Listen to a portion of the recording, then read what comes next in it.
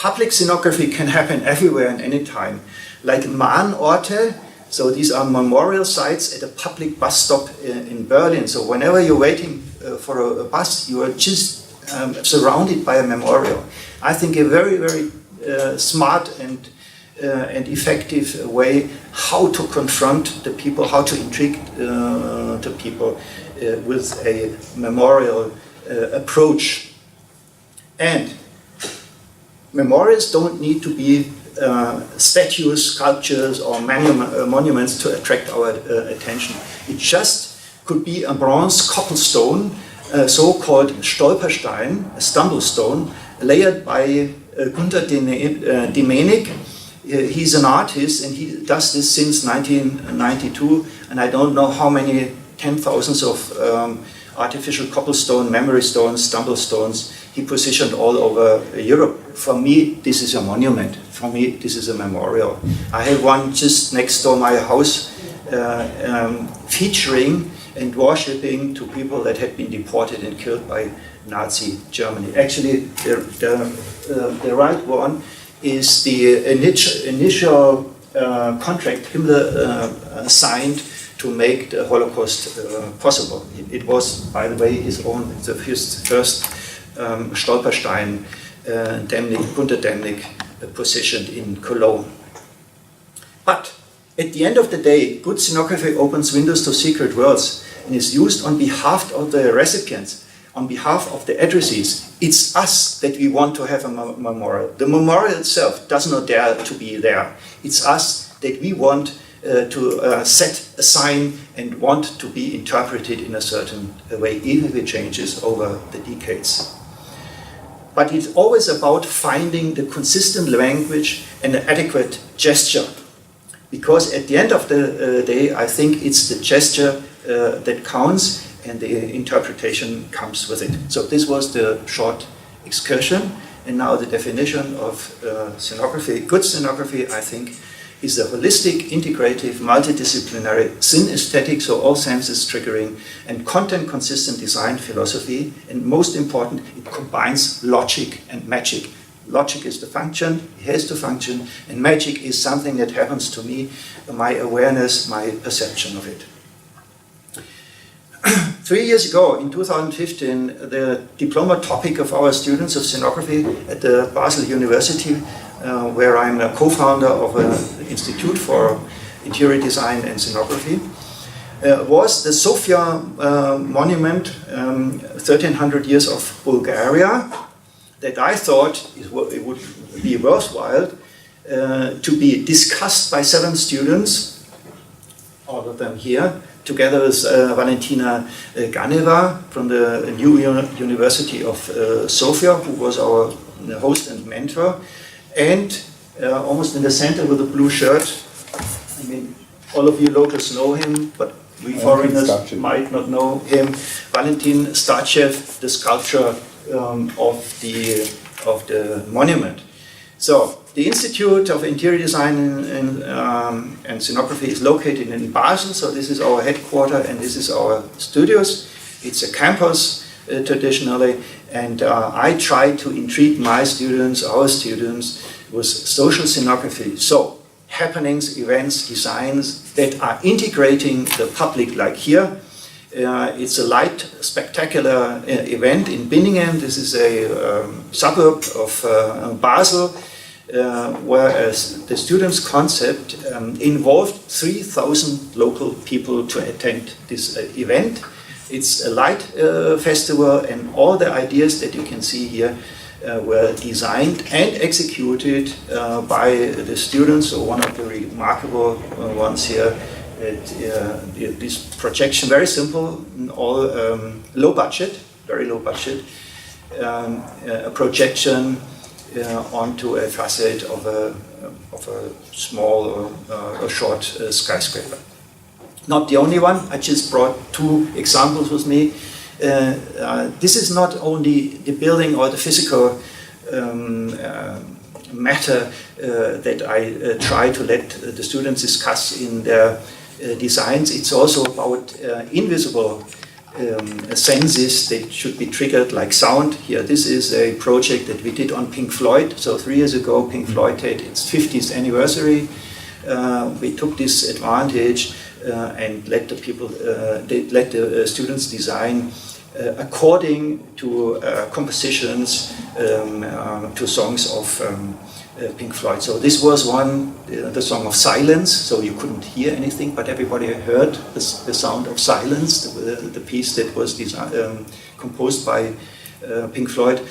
Or this, so this was an animation projected here in a silo-like building. It was moving accordingly to the sound patterns and sound notes of the composition. Or a multi-scattered mirror, you know this system where the great gig was interpreted. So this is an instrumental with one soprano voice composed by Pink Floyd.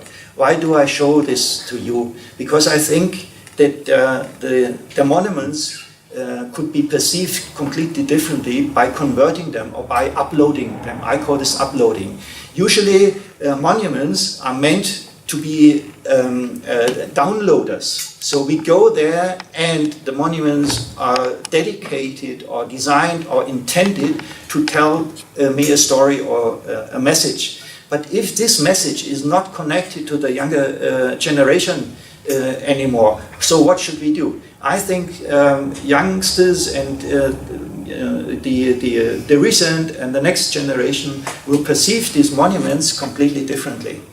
And this is the chance for them to survive. So this is the period of uploading. So we can load up meaning, interpretation onto these monuments, even if they were scattered with ugly messages. A good monument can stand it, can keep it, and can talk back or fight back if we want so. So I don't want to stretch out and spoil my time with showing you things that you know better, but for me it was a fascinating approach to your legacy. I was completely overwhelmed by the monuments. I think I meanwhile visited 5 of them, and it was always something like a wow effect for me coming from southwest Germany, from Stuttgart, to see how the monuments are sort of conveying their messages or their aura to the environment and to the people. And during the lunchtime we talked about irony and humor with Alexander. And he was quoting the Greek philosophers.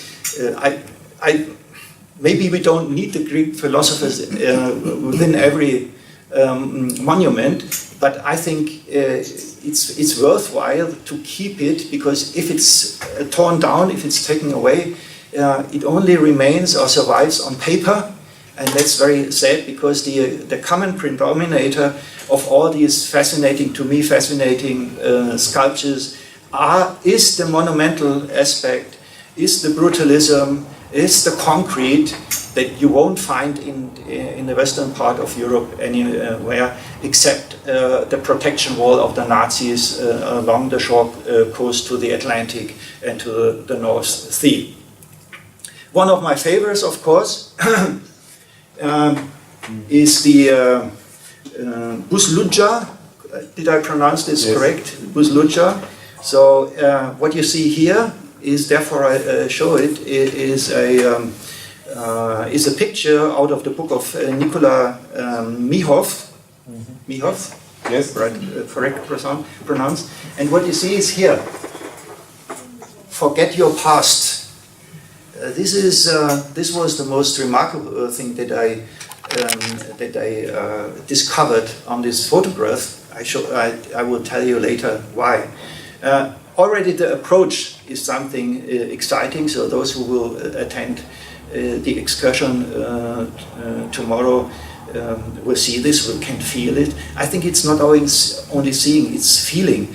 And the entire approach to get closer and closer to the monument becomes always a different attitude, a different character, a different aura here. And this was in 2015 when we were there. And you see, this was a regular day, like Monday or Tuesday.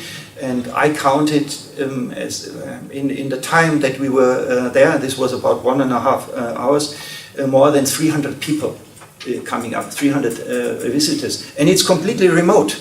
I mean, it takes 2.5 hours to get there by a car, and there's no infrastructure around. And of course, for an architect, especially for a stage designer like me, so this ruin, or this fractalized body of the building is even more attractive than it would be entire.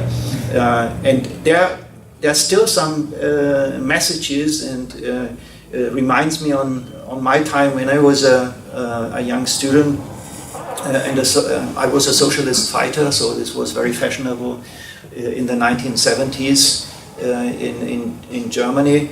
And of course we were carrying a little Mao Bible here, always on the heart, according to the mystery that protects you from bullets, addressing your heart. So this is just a personal thing, but more of that is the fascination of the aura of the building.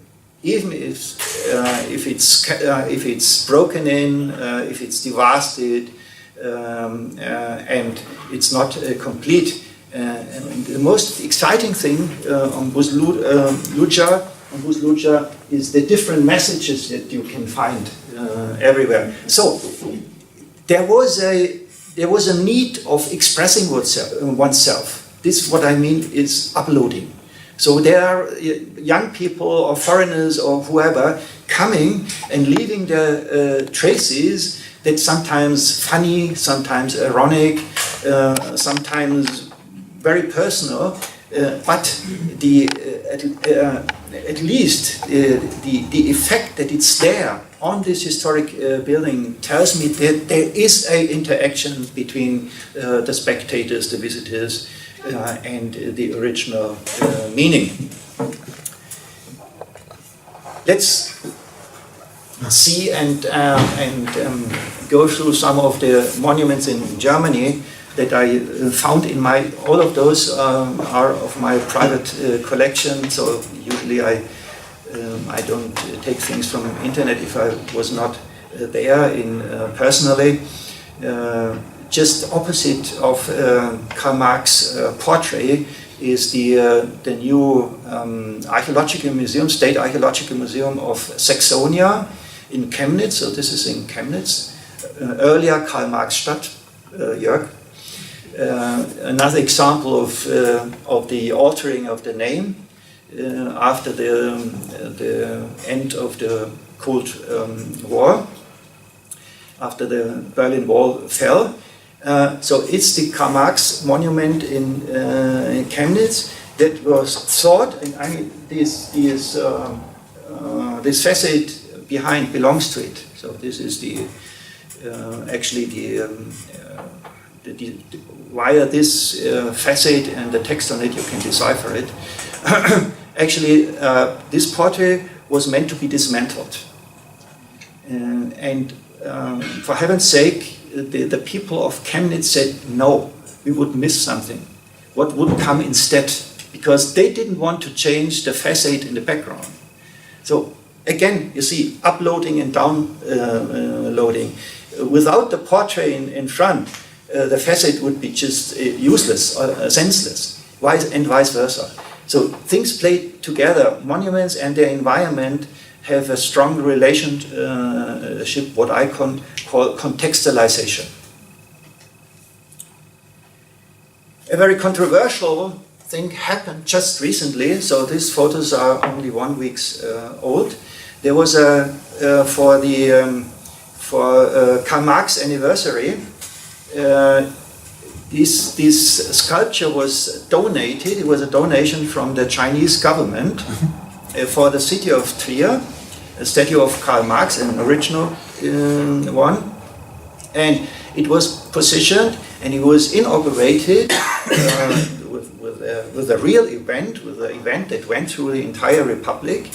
And on the right-hand side, you see immediately 1 or 2 days later, we had these protests happening to pull it down again. And it says, victims of communism.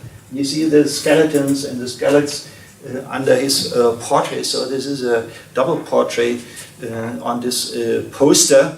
And the discussion did not end yet, so it's an ongoing discussion. Can we do this? Can we position people like Karl Marx, Engels, or others, the Stalin we heard this morning, in the public without reaction? I think the reaction is perfect. If it wouldn't be there, no discussion would happen. I think it was a very democratic gesture that happened by the city government of Trier to keep it and meanwhile to protect it because it was violated already. So I think everybody knows these guys. They are in Berlin, facing east, by the way. That matters. If things facing east or west in Berlin. Actually, one of the first monuments or sculptures I saw when the wall fell. And it became a quite famous, something like a public icon for formerly East Berlin or East Germany. And what you see here is the occupation with artistic interventions or even commercial interventions. So what you can see is that they plaster Marx and Engels with paper and redress them completely. Actually, this was done for a commercial purpose. So this was not a political statement, but just a commercial abuse of this monument. It's only allowed to do work on this monument if you leave it back as it was before. I think it's also a very democratic thing. So it's not damaged, it's just used temporarily. And even if you call it abused or transferred, I think the guys can stand it. They are still there, and only one day after they look as if nothing would have happened. Actually, from there you can't see that the wall was torn down only by the fashion and the dressed people of today. Another example for me, a very smart one, again, a very sophisticated one, is the Lenin Memorial from Dresden, which was supposed to be torn down. And then an artist came, namely Rudolf Herz, who had the idea to let the sculpture travel all over Europe. So they were dismantled and put on a truck, and the truck is running throughout Europe, as you can see on the left-hand side, even to in front of the Cologne Dome, or to the Gotthard Pass. This is this one. Yeah. So, which is a reinterpretation and a recontextualization in one. Yeah, because the ideas of the guys were traveling formally. Now the guys are traveling because the ideas are outworn. And I think this is a contribution, a very artistic contribution to involve the people in a public discussion. And another remarkable example is the Soviet War Memorial in Berlin. The monument was built in the British sector, by the way, after the Berlin Wall was erected in 1961. And the monument was seen as a sign of communist provocation on Western Berlin soil, and had to be protected, by the way, very long, by the West Berlin and British soldiers. So there were always soldiers, and I knew it from the 1970s when I visited Berlin regularly, that there was always soldiers standing in front of there, positioning themselves between the public and the monument. And there was a petition to the Bundestag, so to the national government, to remove the Soviet tanks from the memorial site as a response to the Crimean crisis, or the Crim island crisis in 2014, calling them a martial war symbol and demonstration of Russia. But the petition was subsequently denied by the German federal government, and it's still the same. I think this was also a very sovereign decision by our government to keep it, because it's part of our heritage. And actually now it's even more effectful because now we have a common German ground, and the perception and the uploaded meaning changed after the Berlin Wall fell. One of my favorite examples, of course, is the Brandenburger Tor. And you see this is a recent picture, I think, from winter 2017. And this is how it looked during the Cold War. And if you did not get the detail right, you see the horses changed several times the direction. So this is the horses how they were originally placed. This is the horses as they were placed during the German Democratic Republic, because then they were facing east. All the monuments, the respected monument were facing east, including what Jörg said this morning, the LA that went to the east. What was the LA? The Marx LA? Marx Engels. Yeah, Marx, yeah. So, but uploading and downloading means that the monument can change its attitude and impact suddenly, almost overnight. So this is the Brandenburger Tor just a few days before the wall fell, controlled by the national power, and this is how it looked like a few days later. So a real monument can stand it. It will change its meaning and its power and its potential from time to time and from generation to generation. And I think all of you know the Brandenburger Tor and other places in the world being used as part of happenings, for example, or contributions, political statements like solidarity to the terrorist attacks in France, Israel, or Great Britain. Again, this is a completely new meaning of one and the same monument. And you see, one of my ideas was once to put the horses on a turntable so that we can turn it according to its use or abuse. Another example that I don't want to miss to mention, although you heard it this morning already, this is Berlin-Hohenschönhausen, the memorial, the building that was the former Stasi prison, so the secret service of the German Democratic Republic. You see it from the outside. And the most exciting thing to me was, and I would like to quote the former director of the Yad Vashem Holocaust Museum in Tel Aviv, who was a consultant for the House of History in Stuttgart that I showed you briefly before. And he was our consultant, and he once said to me, Uwe, you must know, you have to design the evil as attractive as the light, the positive.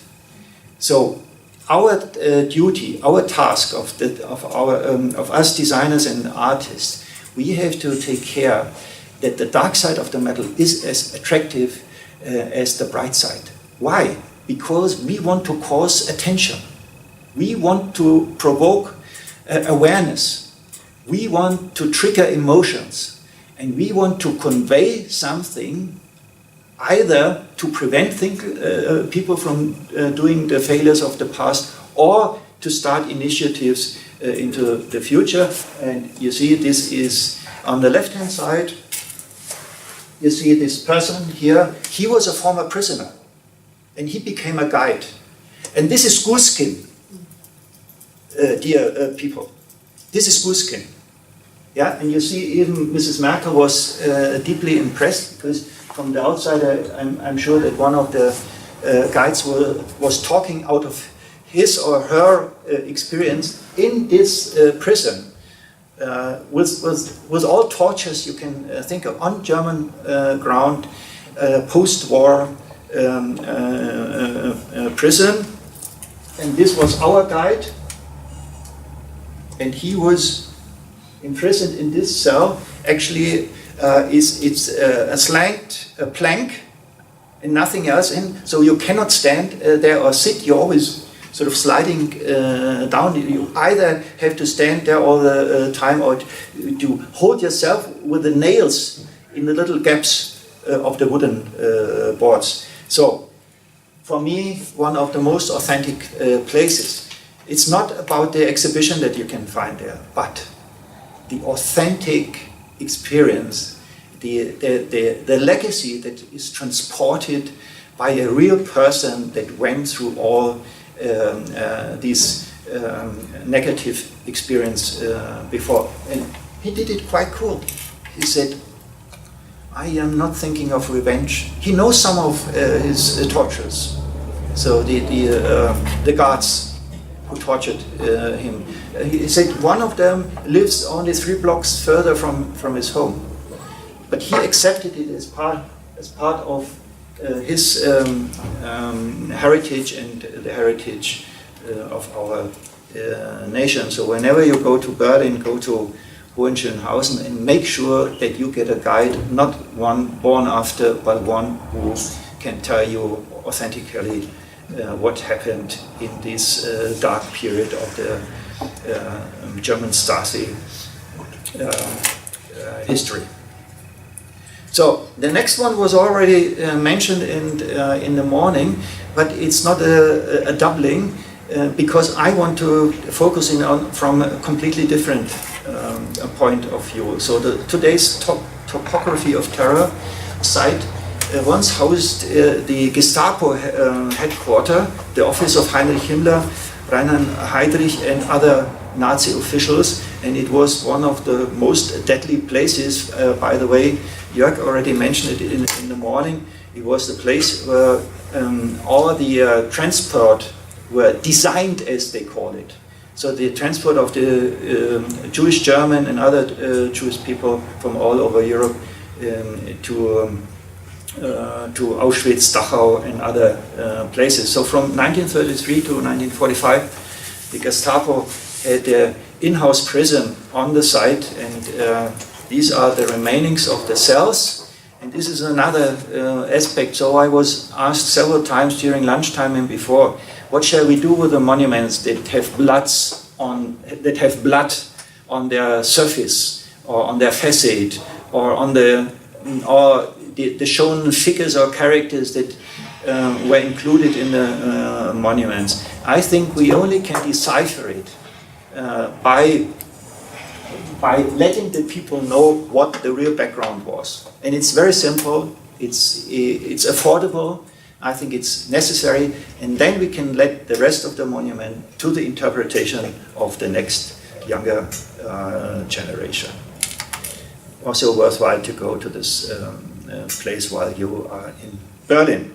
So the so-called East Side Gallery, or the Wall Museum in Berlin, is the effort to sort of reincarnate what was dismantled too early and too complete. So most of the authorities, and of course many tourists and many citizens of Berlin, they deeply regret that the wall was dismantled more than 90%, yes. Or 95%? 95%. 95%. So there's only a few places left. This is here, and what you see is a smart intervention, an artistic or architectural intervention, sort of to reincarnate a sort of the wall. But now, with a smart trick, I think it's also like a reinterpretation by these steel poles, or sometimes they use the rails that you use for controlling. So they had these controlling little cabins running on the east side of the wall, so rails or poles used in the eastern sector. A wall which looks like a wall, but rather works like a permeable membrane. Now you see interpretation of the wall. It's not a solid wall anymore to prevent people from fleeing from east to west, or from penetrating from west to east. Now, no, it's not meant to be a wall of segregation. It's meant to be a wall of that might be still in your mind, in your heads, and to overcome it by making it permeable. This is the idea, and there's even more artistic approach. So for 25 years of the fall of the wall, colleagues from White Void, light designers, sort of rebuilt the wall by LED balloons. There exactly, I don't know how many kilometers, 25 kilometers, to symbolize that the wall was running exactly in front here of the Brandenburger Tor again, and to other sectors. Again, I think a very smart idea to discuss in public the things that happened in our history. A more commercial approach to it, I mean, you also can make money out of the wall. Many organizations do, especially Yadigar Assisi, here with his Berlin Wall panorama. So you have a projection there, and you can witness how the wall was built and how it was torn down in a 360 degrees panorama. Of course, you have to pay for it. You don't have to pay for this memorial. I think one of the best in the world that I ever visited, which was designed by Peter Eisenheim and opened in 2005. By the way, it's a so-called hybrid memorial. Officially it's called Holocaust Memorial, but it also hosts a museum underneath that we briefly will see.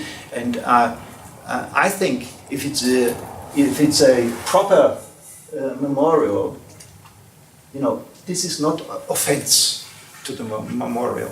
If you accept it as something that, like your neighborhood, and if you then invade it, and you see, this first picture was taken from here, and this is exactly the opposite way. So you're going down to somewhere, you're going down into the dark, you're going down into the shadow. So the entire memorial thought over to create a parcours, a route that automatically puts pressure on you, that automatically intrigues you with meaning and with contradictions. So happens to more than, I think there's more than 1 million visitors per year that are introduced to go to the museum underneath, and you see how smartly it's done. So what is extruded on the top, you still can read underneath in the ceiling. Yeah. So the stairs above the ground are negatively extruded here, and exactly the projection of it is donated to some of the 6 million Jewish killed by Nazi Germany in this period. I think this is a good example for this connectivity, with the contextualization, with the deciphering of the dark side of the metal of a memorial or a monument. A similar intention is the documentation center of the Reichstag Gelände in Nuremberg. So Nuremberg, very famous for the trial the Nazi trial after the Second World War. And this Reichstagsgelände is one of the major expressions of Hitler. So Hitler, there was only a few monuments that were showing him personally as a figure, but he expressed himself via architecture. And one of these architecture was the so-called Reichstagsgelände.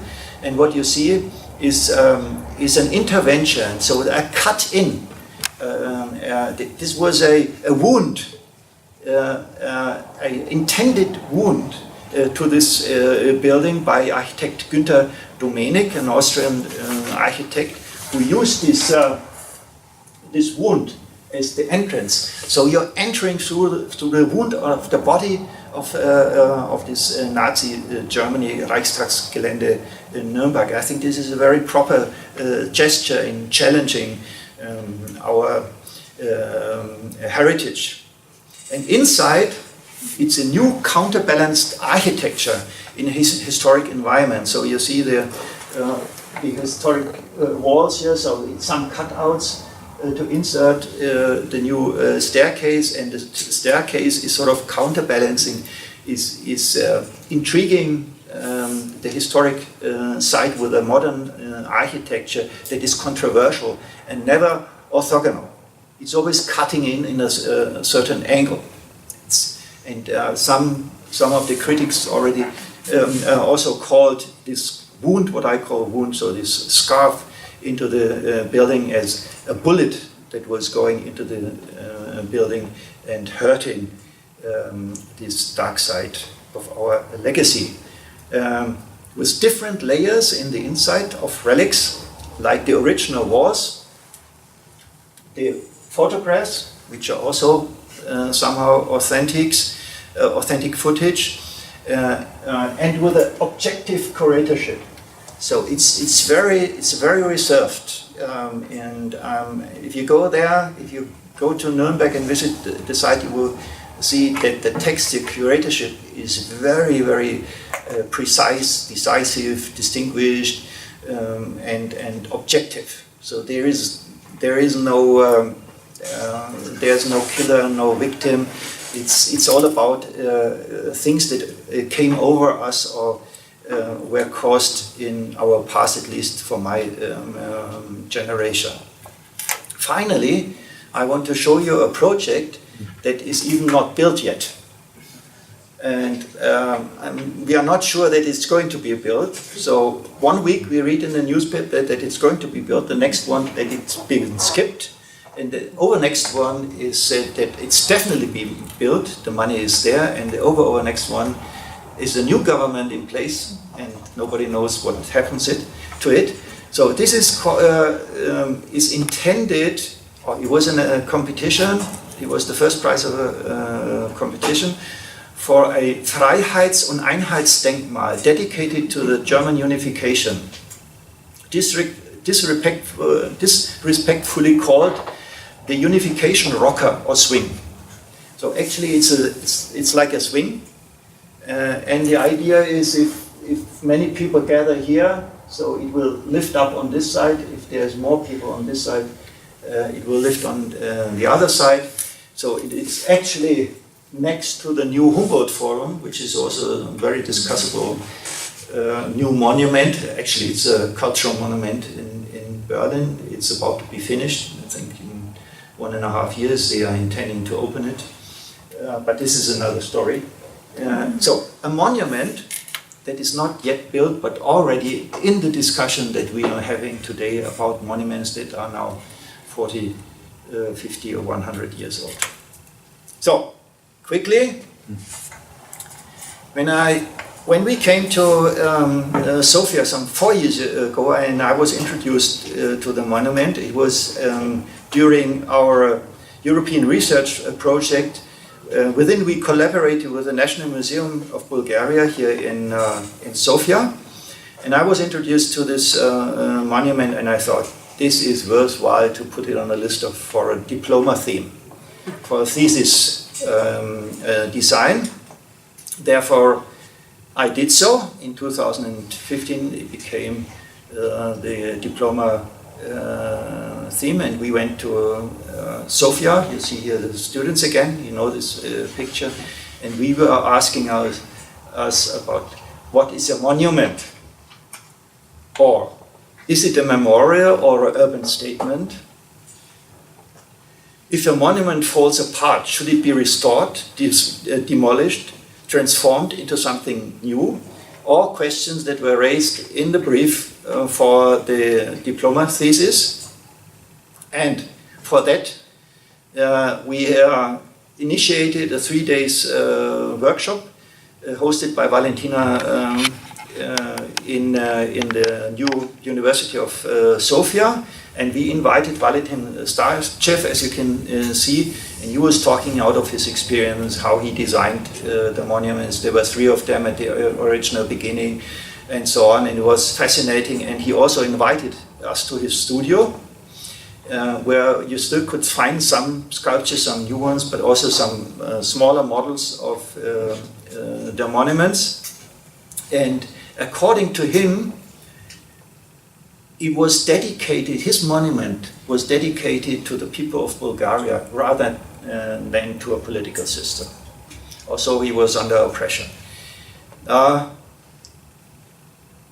Then the next step was that we entered this building. I don't know if it was legal or not, but we spent an entire day there, and all the students went down to the monument and try to find out what the atmosphere was and what they could make out of it.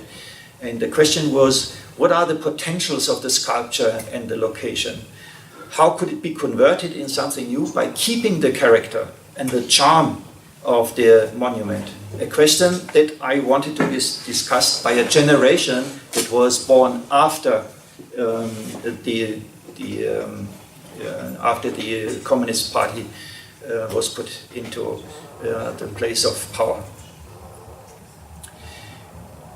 We also ask ourselves, is the meaning of the monument today still the same?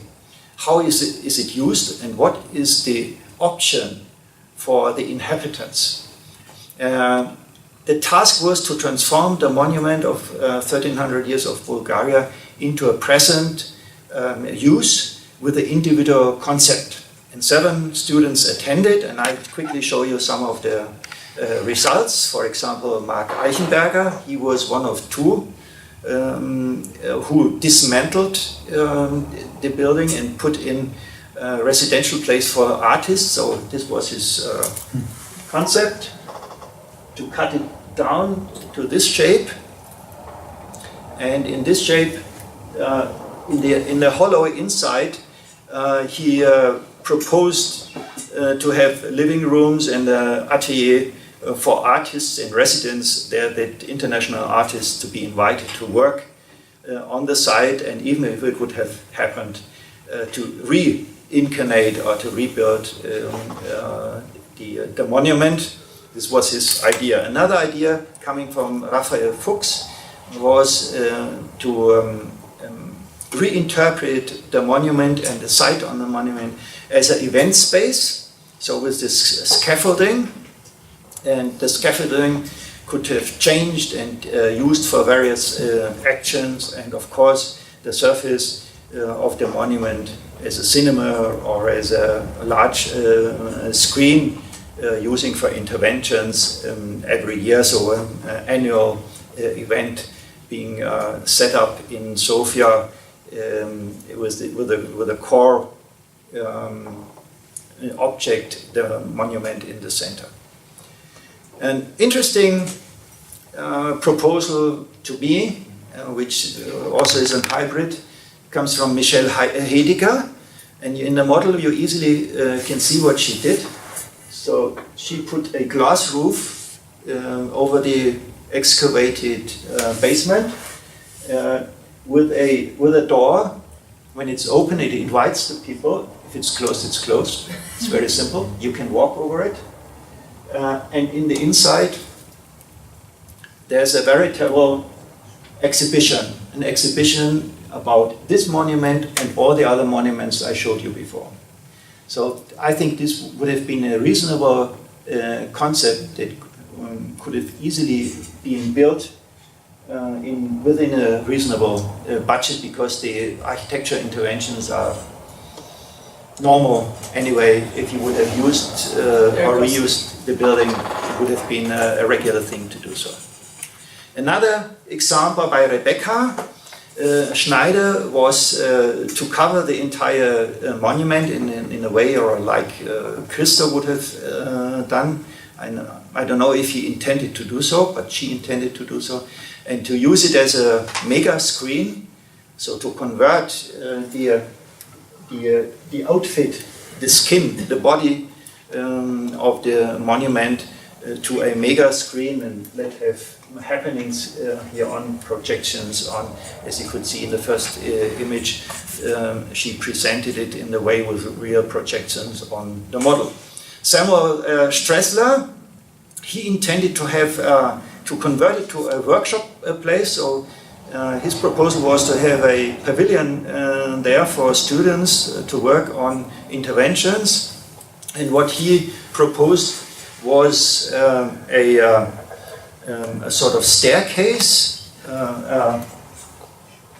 You see here, ramp and staircase to make the monument accessible. He wanted to let the people walk on top and look over the park from there, and in the background you see this pavilion, and the pavilion was meant to be mobile, so you could have shifted the pavilion to some other places if necessary, always with a big window facing to the monument. Another exciting, oops, sorry, something went wrong. It was too fast.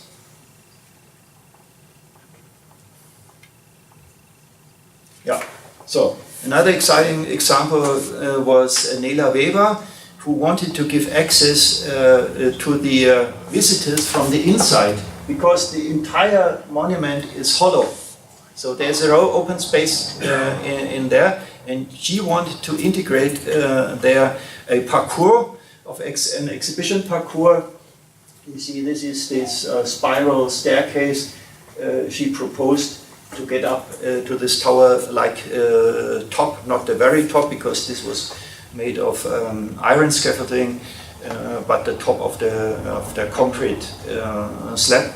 Also a recommendable proposal, what I, according to my perception, to be realized. Unfortunately, it's not existing anymore, and this was the presentation. We also did a presentation here in Sofia, by the way, with the models. So this is Nela with the covering of the site, including the exhibition down below. But it was not only our students that were involved, thinking about to convert the monument. So this is a proposal coming from the Bulgarian architect Julian Manev, with the title 681, which was the inauguration of Bulgaria, so the creation or the foundation of the Bulgarian state. And it provides a new way of looking at what we have. It's not a destructive way, but a constructive way, as he called it, inclusive rather than exclusive, cohesive rather than divisive. So I'm just quoting from his website, and he also proposed an underground monument exhibition area that would enhance for the first time and make it accessible from all sides. And he also proposed an additional building, not opposite, but on the side. You can see it here. And here, this is that natural staircase that is already existing. So an extension to the monument to host various activities there. There was another initiative, unfortunately not successful, that was also supported by a group of designers from Germany. So Transformatori, the association Transformatori, who started a internet proposal platform in 2012, organized own staging there with 3D mapping performances. One was called Revision, and this is one of the results.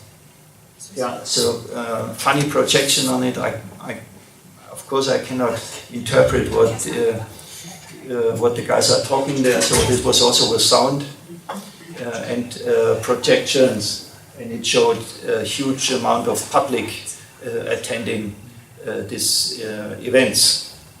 But I don't want to stay in the conjunctive. I want to look forward. Forward looking means also to fight for one's ideas again. Action that was initiated by Dercho Delchev and from the Transformatory. So this was organizing this protest against the monuments dismantling. And the most interesting point for me, I wasn't here personally, so I was fed with images and with films via the internet. So I was taking part in this sad event over the distance. But remarkable for me was that this protest movement obviously was attended by many young people to preserve the monument from the communistic area, although they haven't been born at that time. Yeah. Isn't that remarkable? So that especially young people were trying to keep the monument who were born after the communist area, and I think this is said that this was not. I think it's quite logical. Yeah. Good. So we have another follower here with the president of the Goethe Institute. Yeah. But I question myself the same question. Is this an anachronism? The protest did not influence the progress to stop the demolition of the Sofia monument, but actually it's not really an anachronism. Enzo already answered my rhetoric question. It's rather logical. It's logical because if we follow, you remember the quotation at the beginning, forget your past, and this is the new one, never forget your past. Is he in the same position? So 30 minutes earlier, I showed you the quotation, forget your past. And 30 minutes later, or maybe 3 months later, you can read, never forget your past. So if we follow Cyril Hastvedt saying, there is no future without past, we are very close to at least the intention to keep some of the monuments and give them the chance and the opportunity, especially to the young next generation, to interpret them in a completely new way. Thank you very much.